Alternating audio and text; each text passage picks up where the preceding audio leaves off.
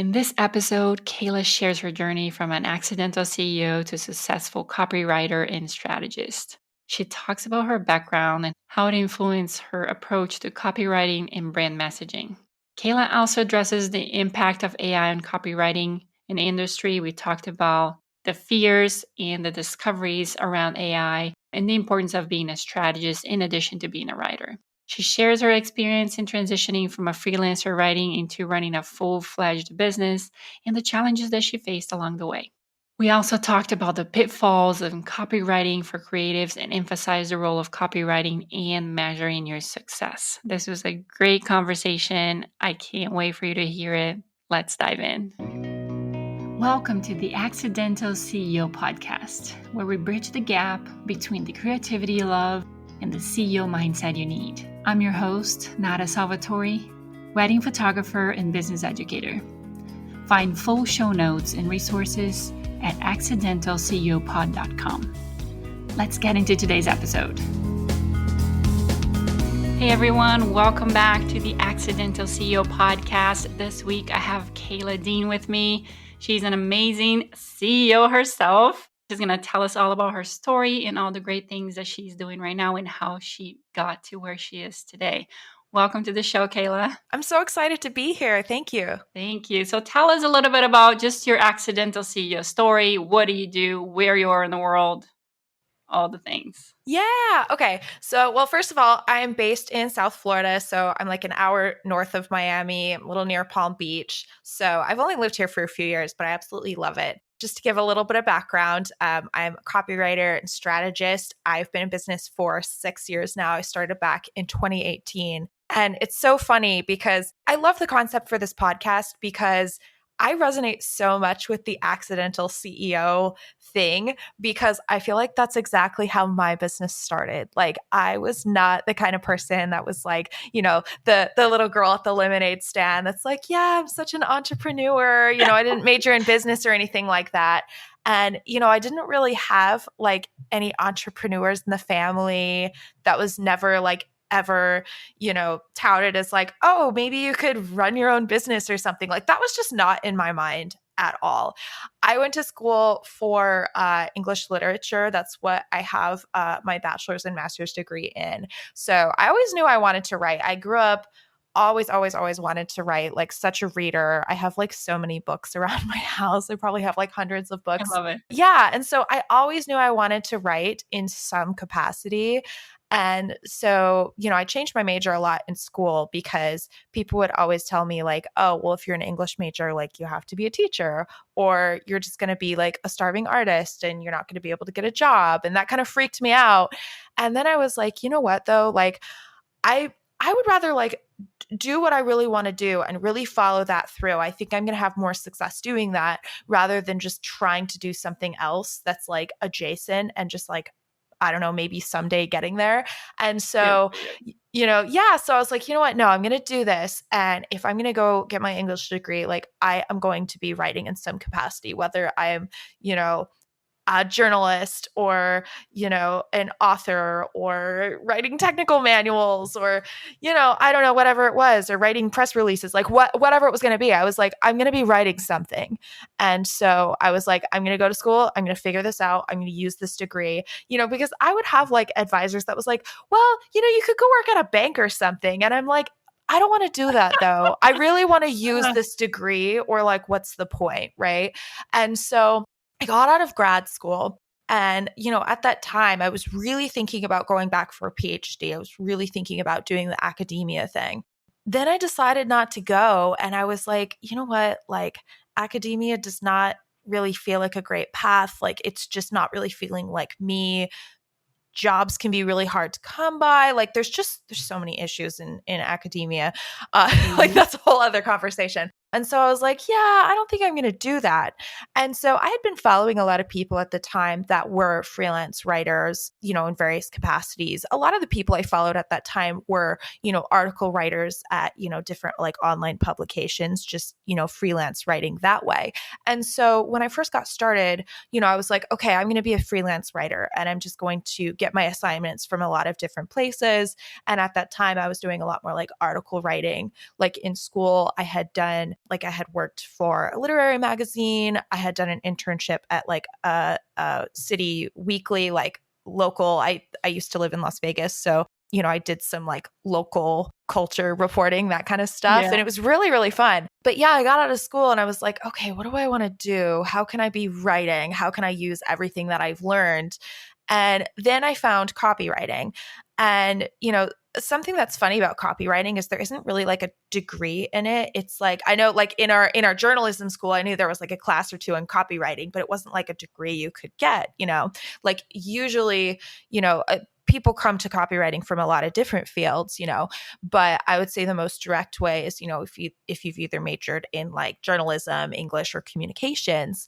And so I found out about copywriting and I was like, oh, this is really interesting. Maybe this is something I could do. And during that time, I was writing a lot of articles, pitching different magazines and stuff like that. I had even taken like a pitching class, like how to go and pitch magazines. And I had actually gotten some good yeses and I was, getting published that way. But I was like, you know what? Like, I don't want to chase around. It was like, $50 here, $100 here. And I was like, this feels kind of hard to like build a whole income out of this. And I still know of people that do that. And it's really hard. Like it's really, really tough. And it's only gotten tougher for people, especially that are like more on the journalism side. It's gotten really tough for them. Anyway, so at the same time, I was on Fiverr Pro. Like that was kind of like the thing I was doing at the same time to like make some extra cash as I was like kind of piecing together this freelance thing. And at that time, I was like, oh, okay. Like I was a little embarrassed. I was like, oh, I feel kind of weird being on Fiverr Pro. This is weird. But I got my first assignment through there. And I remember it was like an email sequence. And I was like, oh my gosh, I could get paid to write people's email sequences. This is so, so cool. And then, I kind of eventually moved away from that. And I started doing a lot more writing like for creative entrepreneurs. And early during that time, I mean, this was back in 2018, like the strategies that worked back then are so different from the ones that work now. I got a lot of my first clients through like Facebook groups. And that's where I got like my first like website copywriting assignment. And it's kind of funny. I just kind of started like making contacts and, I launched my website and I just kind of started like linking up with people in like Facebook groups, Instagram, like things just kind of started coming in through like referrals and it just grew like really organically. And yeah, it was so funny because at the time, like I had a website, but I definitely did not feel like a business. I was just like, oh, I'm just freelance writing. It took me a long, long time to realize that I like was a business because that just was not the Yeah. vocabulary I was using. Interesting. Yeah, I think that happens to a lot of people. So you're definitely not alone. You're running a business, you're in the thick of it, but you just don't think of yourself as a business just because, like you said, you didn't have that around your family. That just wasn't part of what you grew up listening to in your college career. It didn't look like anybody was incentivizing you to pursue this dream as something that you could do it yourself. So it's not uncommon to find yourself kind of doing it without realizing you're doing it. So you mentioned a little bit. I want to talk about this because I know it's probably something that it's in your brain freshly. People talk about it all the time. Copywriters and AI, right? Yeah. So it's something new that had started a few years ago. People are excited about it. They think they can use it now left and right and use it for their website and use it for their copywriting. And then there was a lot of people in the copywriting community who were worried about it, worried about not having a job anymore, not having a way to just sustain their businesses out there. What have you seen as a trend and like when things started and where things are now when it comes to the livelihood of your profession coexisting with AI?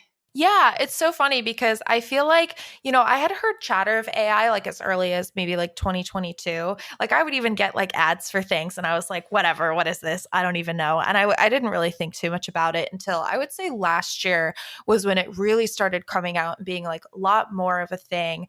And I started seeing people going, Chat GPT came out and people were like, oh, you can use this to write all this stuff with. And it's so funny, like up until that point, I hadn't really tried any AI tools. And I was like, you know what?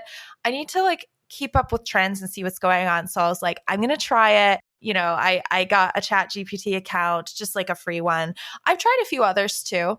And, it's really funny because at first I was like, oh no, like, could this really take my job?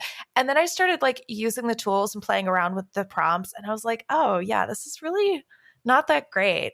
Like it just, no, it would create things that I'd be like, oh, I can write this so much better. Like Still, yeah, let me rip, you know?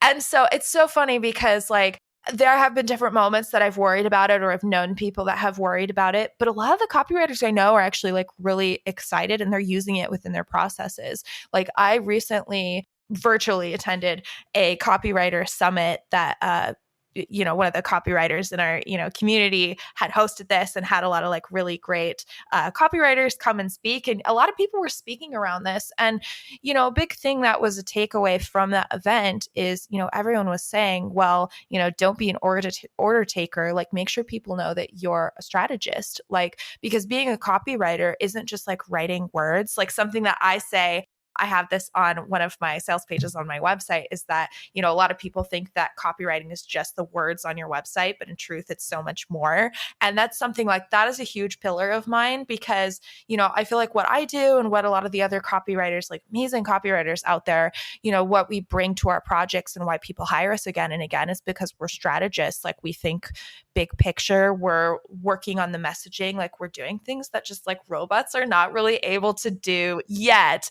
And, I know AI is always getting better and better. Like I think this is happening in other industries too. Like I see what's happening, visually as well. Like I've seen, people create really interesting things with Midjourney. Like I've seen, web designers I follow putting like AI generated images like from Midjourney into their website templates. And I've seen some really interesting things, and things are, kind of burgeoning and coming about. And I think that it's something like, at this point, I don't use AI to write any copy inside my process. The way that I use AI in my business currently is I use it to like transcribe calls, help me with summaries. Although it's funny, I still have a real person on my team go through my calls and pull things for me because I actually feel like the AI transcripts and the AI summaries, like honestly, they're not good enough for me. And so I actually have someone go through and pull things for me because AI is still not pulling all the information I need. Or, I know it can be really great for like editing out of videos, stuff like that, or creating like outlines for things or creating ideas. It's so funny though, because it's like, I have just found as a copywriter, I'm like, I could literally just do this myself faster than like having it create something for me, because then it's like, I know people that have gotten really into the prompting, and it's like, you have to get so specific with what you tell it. Like you have to really drill into like what you tell it. Like you can't, it's not just going to like, boom, print out like a whole website for you. Like it is just not going to do that. And it's so funny too, because I've done some customer research around this because, I'm developing some new products this year. And a lot of the people I talked to were like, yeah, I'm using AI to write my copy, but I don't really want to. I feel like this is a temporary solution. And a lot of the people I talked to were like, they were using AI, but they weren't all that like happy about it. It was just something that they felt like they could use, but it was like, it's really not that great. It's just kind of a bummer to use, but it's there. It's just something for the moment. So it's one of those things, like, I think we need to keep an eye on it as creatives, but I don't obsess over it because I find people are still hiring me because I'm a strategist and because I think big picture. And that's ultimately what they really want in a person. It's really like, if it was just writing words on a page, I think they would just maybe do that. I get a lot of clients that are like, oh, I'm a pretty good writer, but what they don't know how to do is write with like a sales or a conversion focus. And that's what you hire a copywriter for. Yeah. Yeah. The language models is only as good as the prompt that we put in there. It's what comes out of it. So what a lot of times we don't know what to do is how to strategize, like you said, how to ask the right questions, how to get the correct output. And it's not just the writing itself. So there's a lot more to it. But I know that has been a hot topic, so I wanted to get your take on it for sure.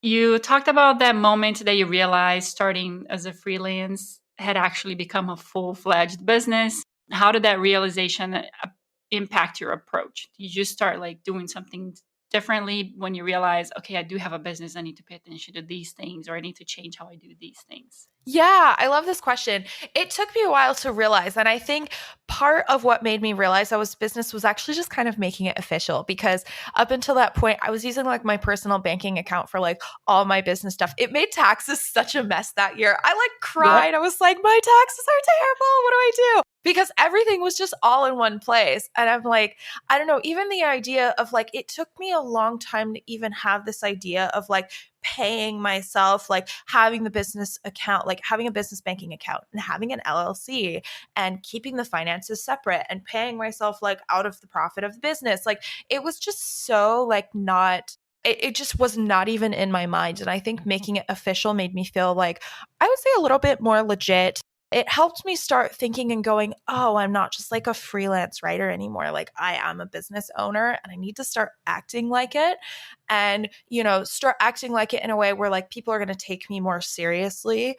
And, you know, this is going to be kind of a different thing. And I think it didn't totally happen overnight. Like I feel like it actually took a few years even after that. It probably took maybe until about, I would say like 2 years ago, where I really started like stepping into that a lot more. I think before that, I was like, I'm not a real business owner. I'm calling myself one, but I'm not really one. But yeah, I would say like being a business owner, it's so different for me because I think what I started doing is like kind of formalizing my process, you know, bringing in support to create like standard operating procedures, bringing in contractors to help me, investing in coaching and education, and start doing some of these things.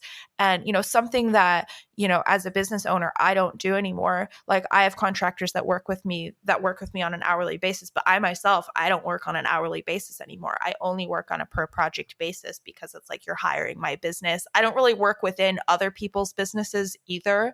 Like they hire me for a project, and that has been like a big difference in how I have worked. That may not be applicable to like every type of business, but I Yeah. think specifically for me, that was something like that was a nice shift to be able to make, is like, you know, I don't work hourly anymore. I work on project basis. And, you know, I really set like what is the package and what is the price and, you know, what is the process of working together. And I don't let other people dictate that for me. I have a defined process and they have to walk through that process if they're going to work with me. You're a boss now, girl. It sounds like a Yeah. boss. Look at you. Yes. Yes. That's perfect.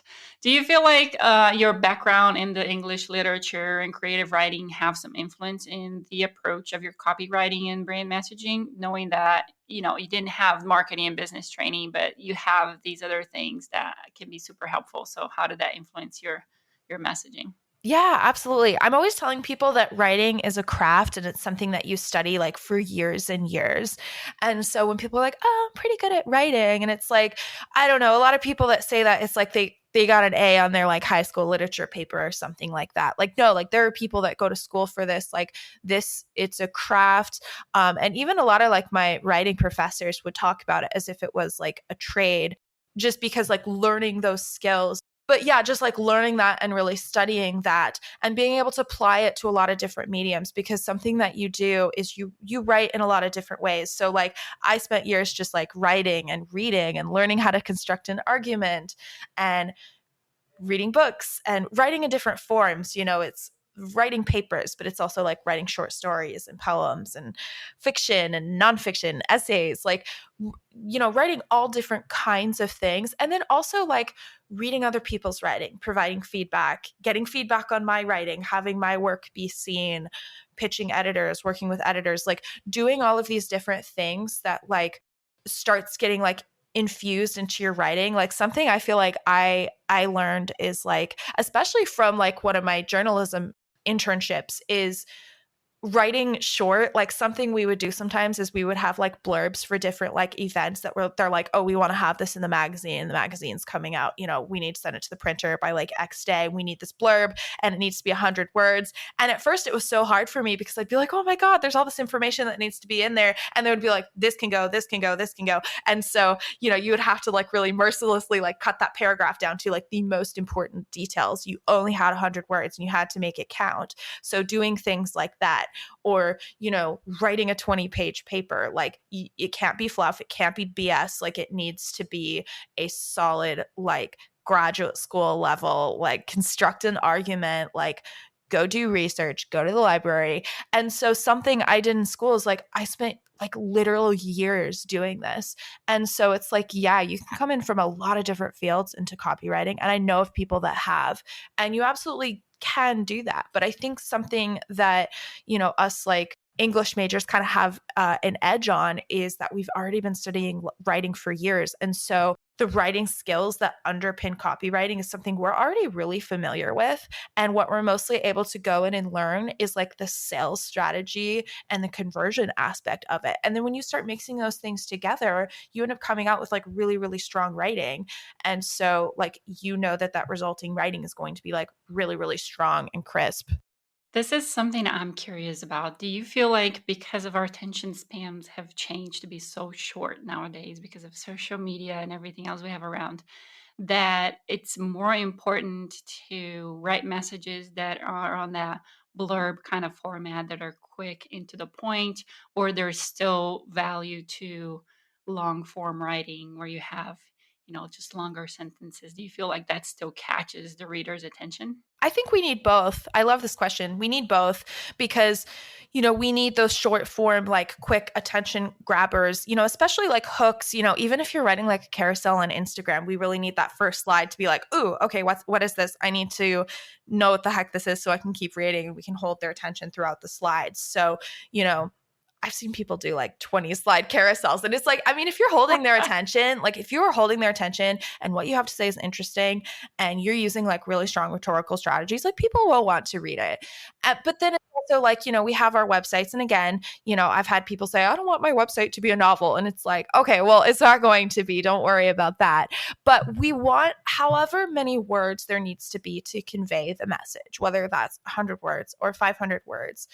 Sometimes we still need like longer form sales pages for different things, or blog posts can be really great. That's more content rather than copywriting, but there's so many different purposes. I would also say, like, I was talking to someone about this the other day, like video scripts, are still a really big thing, like, for all the different like video content we're doing these days. So I definitely think that there's a place for both. I think it's just like there's a time and a place. And really the most important things, you just really have to make sure like that message is like targeted with a certain person in mind. You're grabbing their attention, like you're really speaking to their needs, and you're kind of keeping them hooked and keeping them captivated throughout. And if you're doing that, like people will read it. Hey, wedding photographers and event planners. Say goodbye to time chaos with Timeline Pro. Our app turns your workflow into a breeze, letting you create and customize stunning wedding day timelines in minutes. Share them with clients and vendors for instant feedback, all within the app. No more endless emails and coordinating headaches. With our easy-to-use templates, shot list tracker, and sunset timings, your planning becomes as joyful as the events you're crafting. Dive into a stress-free planning experience and make every wedding a masterpiece. Download Timeline Pro now and transform the way you plan weddings and events. For more, visit timelineproapp.com. Let's go back to you as a CEO a little bit. What are some of the biggest challenges that you had early days in your business, especially, again, coming from a non-business background, which is a lot of us or most of us, and how did you overcome things? Oh my gosh. Yeah, there were so many things. I think one of the hardest things is like the running and operations of a business. I think for so long, like, and I think I know I did this, and there's probably other like CEOs out there that do this to themselves too, is like I would sell myself so short and not feel like I was a real business. I think too, sometimes as service providers, you know, maybe I'm just speaking for myself here, but I know I was like, oh, well, I'm not a product business. I'm not going out there and getting like funding from investors. Like I'm not on Shark Tank or whatever. But I think what I've realized is there's like a lot of different ways to have a business, like, and different types of businesses function differently. And so like it's going to be different like by industry, but also by person. And so I think like understanding that firstly, that like my business was going to be different from that. And that's okay. Like I'm still CEO, I'm still a business owner. But yeah, the operations kind of underpinning things, like I don't think I really realized like, oh, like having some standard operating procedures is important, and learning how to hire contractors. Like I remember back in the day, like I really never saw myself like managing people or anything like that. Like I was like, oh, maybe I'll just go like right in a corner and hopefully no one will notice me. And it took me a long time, like as a more introverted person, as someone who's more sensitive and more introverted, it took me a while to feel like confident, like I can hire people and I can, direct them and ask for what I need, as a business owner, and that I can, confidently like consult other people too. And like managing myself was like a big thing, and not selling myself like so short, because I think that I just like did not even see myself as like, worthy of that or valuable enough, or I went, oh, I'm not good enough or smart enough, or everyone else has this figured out besides me. And it's like, you know what, like I think that we all can feel that way at some point. I think we can really sell ourselves short or underestimate our skills. And when we can start seeing like, no, like what I have to offer is like so valuable, and this can help people, and this is like a great service, like once you can start really confidently believing that, like I think people are attracted to the energy of that as well, because what you do has value and it's going to help people and like genuinely have like a really great impact. So getting those things that like underpin the business can really help you, step into your CEO role. That was another big thing, is going like, how do I step into my CEO role, and like what does that look like for me, because it's different for everybody. Can you share a little bit of how you progressed from your first $500 project to consistently working with projects that are like 5K to 8K range? What are some of the strategies and changes that you implemented to achieve this kind of growth? Yeah, yeah. First of all, yeah, like years of practice, I would say, like, I definitely feel like back then, like, I had some writing skills, but I didn't have like the conversion background or like kind of the track record that I have now. And so, I definitely was charging a lot less back then, because I was essentially like, I was charging less, like, hey, like, I'm not as experienced here, but like, I can write and I can, work on this. And so it was really great, because, I think early on in business, like, I was charging a lower price, and they were, what am I trying to say? I basically was like getting paid to learn and getting paid to build my skills. And so I was putting the best I could at that time into my projects. But like as my skills would up level and the more clients I got, I was able to like kind of incrementally like raise my prices as I went. Or, if I invested in a program that helped me, and I'd go, okay, now I can raise my prices for this. Or if I did something to enrich my experience or make it better. I think for a long time, I didn't have the client experience that I have now. Like over the last like 2-3 years, I've really like honed that experience. And I think before that, I went, well, you know, I don't have I didn't have the client experience I felt to be able to be charging like higher ticket prices. Cause I think that's something really key when you're doing higher ticket services. You really do need to have a strong client experience. Otherwise, like people are going to struggle with that price point. Like you really want to make sure that you're like not only delivering a lot of value, but also like making people feel like really welcomed and seen.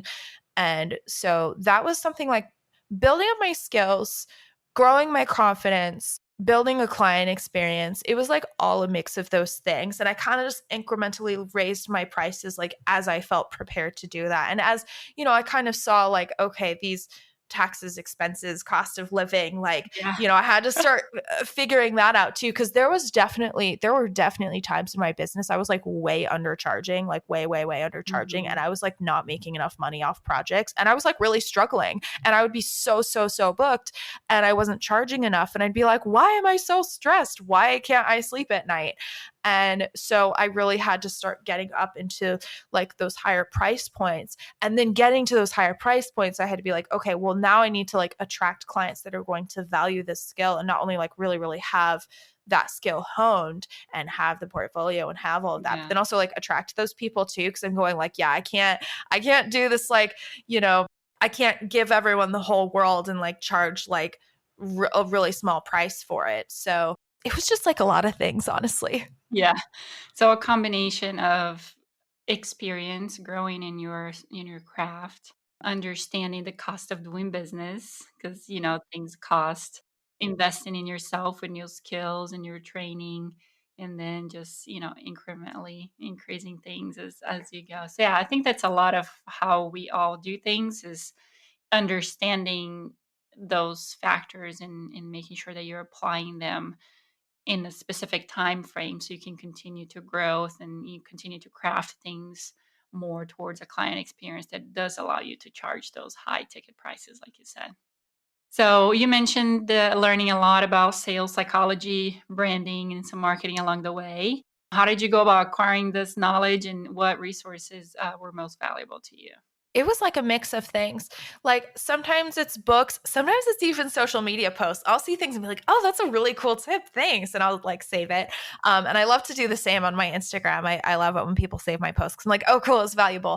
Blogs, but also like courses, group programs, investing in coaching or mentorship. I think you need a mix of things because, sometimes it's like you might be at the beginning, you might be like, oh, I can't invest in this like $10,000 coach or something. And that's okay. It might be like, okay, read this $20 book instead. Like do what you can to learn, and you can kind of build up to that and kind of slowly like invest in things as you go.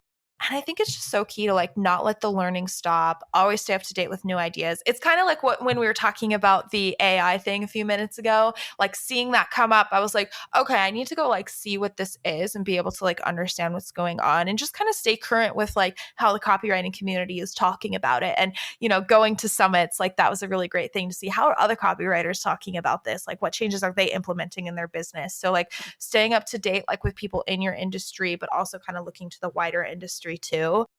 Like marketing is constantly evolving. Like there's so many changes all the time, but there's also constants too. There's also things that stay true and continue to, endure even after like years and years. Like I read a really cool book recently. I think it was called like Positioning: The Battle for Your Mind. And it's like a 40-year-old book. And it was so cool though, because there were definitely some different like moments in the book that I was like highlighting.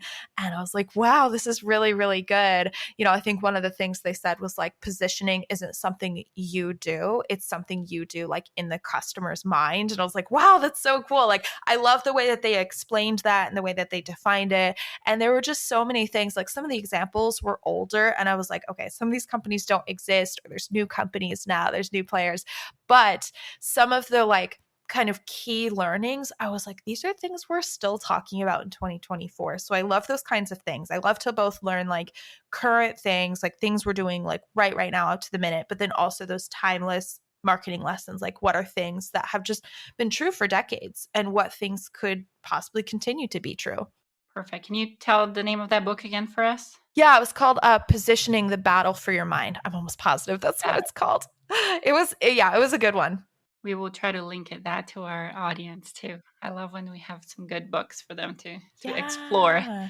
So out of the 150 plus clients that you have worked with, is there a particular project that stands out as your favorite or maybe most rewarding project that you worked on? Oh my gosh. It's so funny because like this is like if someone were to ask me like what is my favorite book? Favorite kid? Yeah, I'd be like, I don't know. Cause yeah, if someone's ever like, what is your favorite book? Cause I get that question a lot because like the name of my company. And I'm like, oh my gosh, I don't know. Like there are just so many, like ask me at a different like time of day or day of the week. Like I will always have a different answer. I don't know that I have a favorite, as like there's so many projects that have been like so great to work on. Like I was updating my portfolio. I've been updating my website a little bit and I was adding some new projects to it. And I was like, oh my gosh, like I wanted to like add every recent thing that I had done, not just because I was like, oh, I'm so great, but like because my clients, like they're so great. And the people I get to work with, like I'm just so excited about them and what they're doing that and also like the way that their web designer like brought the copy to life. I was like, this is so beautiful. Wow. Like they did such a good job. So, it was almost like hard to pick. So I don't know. I think I just really love working with creatives and I'm really happy that I get to do that now. I remember earlier in my business, like, there were times like when, to pay the bills, I had to take on like projects from other industries that I wasn't like as excited about. And I was like, oh, I really just want to work with creatives. And I love that I get to do that now. I really love to work with people that I can honestly say are my ideal clients and, say no to things that I don't think are a good fit. And I love having the freedom to do that because then it's like the projects that come in are just really like a genuine fit. Yeah, that's awesome. What is the number one pitfall that you see when it comes to creatives and their copy in their website? What is the number one thing that you see with like most people? They're like, it happens a lot with creatives. So many things. Yeah, there are like so many things. I'm actually like putting together a guide on this right now. I'm like so excited to share this. No, but something I do see a lot, like one of the biggest things I do see people like when you first land on people's websites, I do see people not using that like headline space very, very well. Or, it might be really big and say brand and web designer. And I'm like, okay, like kudos to you for like showing us like what you do, but like tell us more, like tell us why you like put a stronger message there that's going to grab our attention. Because I think sometimes if we do that, copywriter for creative business owners, and it's like, I mean, that's great, but give us something. And I something I always suggest to people is that, we have this like bigger headline, kind of that attention grabber, and then we can kind of have text below it, like a a phrase or a sentence or two that kind of explains what they do. So they're kind of seeing above the fold, like, hey, like this is what this person does, but we want to grab their attention with something that is unique to your business. And that's something I see sometimes. And I'm like, no, use that space better. Yeah, that's prime real estate right there for Yeah, sure. it is very So, do valuable. you recommend maybe a little bit more of an emotional connection tagline over there, and then you can use the description a little bit more below, and that second part of the title? It can be emotional. It really depends on the business, because like when I'm writing headlines for people, I focus on like different aspects of the business. Like something I always tell people is like, don't feel the pressure to like, encapsulate your entire business in like 3 words. Like, don't be like, oh my God, I have to say everything about my business. No, you don't have to do that. Like, we just need to have enough to like keep them reading and keep them going, oh, well, that sounds great. Okay. Hell yes. Let's keep reading. What's this? So, something I will often do when I'm writing headlines is like, I will focus on different aspects of their business. So, like, I don't know, say if it was a photographer, I might write some headlines about their style of photography. I might write some headlines about their, experience with clients. I might write a headline about like if there's something I see with their customers, like saying over and over again, oh, we love this or we love this. Like, I might write some headlines around that. So, it kind of depends on like what is the hook that we want to lead with, like what is the main point. But Mhm. yeah, it can be an emotional appeal. I think it's just, what is going to grab their attention, like what is the ideal client going to resonate with. So, offline, we talked a little bit about you helping a wedding photographer get 26 inquiries within a month, which is a very significant achievement. That's amazing. How do you measure success for your clients, and what kind of role does copywriting play in achieving these results? Yeah. So yeah, it was so exciting. Like when this client, like she got back to me and said, oh yeah, I got like 2 dozen inquiries, like so quickly, because, everyone's different. Like sometimes it can be that fast. Sometimes it takes longer to pick up. Like everyone's a little bit different. So it was really exciting to see that her copywriting was just really like, right, like hit the ground running. It was working really, really well. And the cool thing with that is like, a lot of my clients will work with designers and do, custom designs or template customizations. Like this particular client, like just updated her website. Like she didn't like, rebrand or anything like that. Like she updated her website herself. And so it was so cool to really see like the copywriting as like the control. Cause, it's like a science experiment. Like sometimes when you have Yeah. like 3 or 4 things going on and you go, was it the SEO? Was it the design? Was it the copy? Was it the this? I mean, it was probably a combination, of things, but it's so cool. Like when, like you just changed the copy and you're getting like a lot more inquiries and you're like, oh, hey, this is working. This is awesome. So copywriting can play a really big role in that. And ultimately, like what we want to achieve with copywriting is like, the specific tangible outcomes of like, more people filling out your contact form. So we're getting like more inquiries, hopefully more purchases. Like that's what we're really looking for, like seeing clients, book out their calendars faster. I mean, especially as like wedding professionals. Like I know this particular client like booked out her whole 2024 and is already booking, she's booking next year because her copywriting like really helped her do that. And then we also want to see those like other things, which I think, really are just as valuable. Confidence, the ability to like share online, like you're creating social media posts. And it's just kind of this like kind of rolling effect. It's just like it keeps growing. And if you're feeling really confident, like I have this message, it's so clear. I know what to say to my ideal clients. It's like it just starts, rolling and rolling. And so, I always tell people it really does start on your website. Like if you don't know what to do and you're like, oh my gosh, like what do I do? Starting with your website is a really great place. Like it is a hub that people go to engage with you and learn more about your services. Like HubSpot did a survey. I don't have the exact number, but 80 something percent of people, however many people, still go to a website to learn more about that business. And so, I'm sure there are people like closing sales in the DMs without websites, and, good for you. But websites are, continue to be a really great way to, get those inquiries, especially like as a photographer, as a wedding professional, like you really need a website. That is important. People are going to go there and they're going to check out your work and check out what you're offering. A lot of people that are going to your site, like genuinely, like they want to be sold to. Like it's not an inconvenience. Like especially if they're a couple, like looking for their wedding photographer, they want to know why you. Like they want they want to be sold to. And so the least your website can do is kind of like help that person like make a choice and go, oh, is this person could actually be a good fit for us? Like, why don't we reach out to them and like learn more information? So really good copywriting will convert people that way. And it will feel like so natural. It's funny because sometimes I've had people hop on calls with me and they're like, like they know about copywriting. They're like, I know I'm being sold to, but like I was totally like I was so there for it. And so I think good copywriting can do that. And that's just like so exciting. So even if you're not like getting more traffic, like updating your site and seeing those changes, like you might see just from the traffic you're already getting that people are just resonating with the message more. And then, as you grow your traffic, like you can, see those things kind of increase so you can play with those things to help you grow.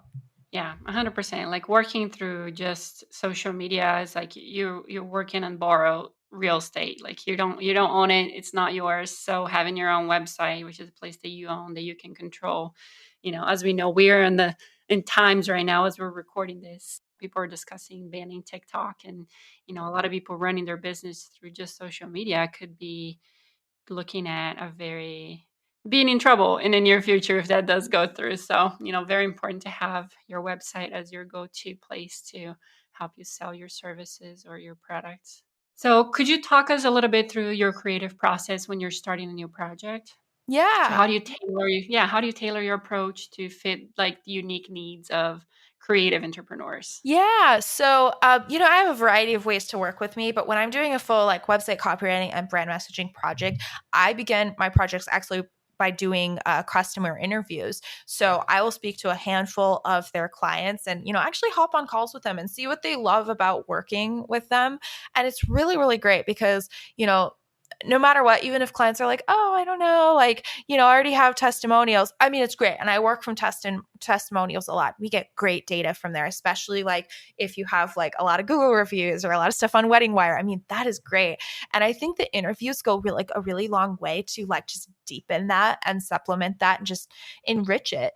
And so, I'll do these handful of interviews and then put a report together, kind of analyzing the different themes. We always find patterns. And, I usually get like the most amazing sound bites out of these interviews. And it really helps us put the messaging together. Like we really have such a good sense, especially like from their ideal clients, people who have successfully booked with them, successfully gone through their process, like loved working with them. We can kind of see, okay, how did you find them? Like, what was it like when you were first looking for this kind of person? Like what made you say yes? What did you like about this process? And so getting that and figuring that out is such a great way, because then when I go create the messaging and think about how are you going to position your business and how are you going to talk about your brand, like we have such good sound bites to use, and it just makes the messaging work like so well. So you have gone through this process of owning your own business and being your CEO for about 6 years now. Yeah. Is that right? Yeah. So you've been successful. I feel like you're growing. You're coming up with new products. You said new services this year. So what are some of the goals and aspirations for you, both maybe professionally and personally, now that you're in a really good spot with your business? Yeah. So, yeah, I'll start with like the tangibles and maybe the intangibles, so to speak. Yeah. So, firstly, like one of the big projects I'm working on this year is creating some digital products and templates. Like, something I'm really excited to do is make some of my offerings more accessible and kind of build that into my offer suite. So, that's a big thing I'm working on, is some products, which I hope will be like, really juicy and really valuable and just help people like, with their own copy. So, if you are DIYing with the help of AI, like these are things you can use. People can still hire me and I've got my services, but there's just like a lot of different ways to work with me. So I'm building more options into my offer suite, which I'm really excited to do. And then something else I feel like I'm working on this year personally is like I've started to feel like I have a clearer sense of my business. Like I feel like I've definitely had moments in business where I've just been kind of like hopping around and kind of struggling, like, do I offer this? Do I offer this? Do I do this? Where do I go? What's the next thing? Like just kind of all over the place. Like even like quarterly planning or planning the year. Like what the heck is that? How do I do that? Like I've started getting clearer on like what my self-defined success is. Like it's definitely something I'm still finding, and I really have to like be careful not to have shiny object syndrome or not to like compare myself to other people. But I think that we can spend a lot of time like seeing like what other people, like what other success is. Like for example, like, you know, you might see another person that's like, "Oh, I'm building $1 million business." And like, and that's great. I mean, that's a really worthy goal. And I mean, also really hard to do. Like the percentage of businesses that become like $1 million businesses, like I mean, it's a really small percentage, especially among like female entrepreneurs. Like, I mean, having more like, you know, money in our community and, you know, having I think that's so important. But I think at the same time, you know, you don't want to go and go, oh, well, now I have to go have $1 million business because this person does. You know, I think that we really need to make sure that like we have self-defined success and that we know what that is for us. Like, what is it that you want in your life? What does freedom look like to you? What feels like joy? Who do you want to work with? What amount of money feels like the right amount of money? Because that's going to look different for everyone. And I think that's something I'm starting to get clearer about, because it is very easy to look at, especially other people like in our space. You know, as a wedding photographer, you're looking at other wedding photographers. As a copywriter, you're looking at other copywriters. And you really have to go, okay, hold on. Like, what do I want? And I just kind of leave that as an open question to myself all the time. Like, I feel like I'm getting clearer on it all the time, but I'm always just like, okay, like, what do I really want to do? And how can I make sure I'm not just doing like what I think I should do? Because there are so many shoulds, and you can just impose all that stuff on you like no tomorrow if you're not careful. So this is a question I'm starting to ask everybody now with all of our guests. Knowing that going from an accidental CEO to an intentional CEO comes a lot from learning from failure. What was the failure that turned into a lesson learned for you? Yeah, because I feel like something that I think we all do as CEOs is we do fail. Like eventually, like we have moments where we're like, oh, I could have done that like so much better.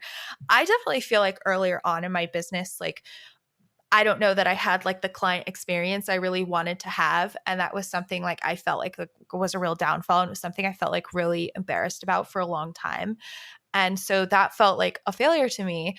And so, you know, kind of forgiving myself and being like, okay, like no one's perfect. Like we all make mistakes, I think was like a big thing. And then really getting to work on that and going, okay, how can I create a better client experience? How can I have something that is organized and streamlined and is really going to work? And, you know, what people can I bring in to help me with this? Because, you know, at that time it was a weak point. So it was like, how can I make this better? And so I think it's like you said, it's that shift from accidental to intentional. Like, how can we take the things that, you know, feel like failings and turn them into lessons and do really great things with them? So I feel like that was a big thing for me. Perfect. Love it. Thanks for sharing that. Kayla, tell everybody where to find you if they want to learn more from you, if they need some copywriting services. Yeah, so you can find me on my website at theliterary.co. And then my Instagram handle is the same thing, just theliterary.co. Perfect. And we're going to make sure that we have all of that for you guys in the show notes. Kayla, thank you so much for all the great tips and for sharing your story with us. I'm sure that everybody got a lot of good information out of it. I appreciate you. Thank you, everyone, for listening to the Accidental CEO podcast, and we'll see you next week. Bye. And that's a wrap for today's episode of the Accidental CEO podcast. Thanks for hanging out with us in the world where creativity and business strategy collide. I am Nada Salvatore, thrilled to have shared this time with you. Remember, every episode is a step closer to mastering the art of being an accidental CEO. So don't miss out. Hit subscribe, drop us a sweet review, and spread the word to your creative tribe. Your next big breakthrough could be just one episode away. Join us next time for more insights, laughs, and actionable tips. Keep pushing boundaries, dreaming big, and embracing the beautiful chaos of entrepreneurship. Here's to make magic happen in your business and beyond.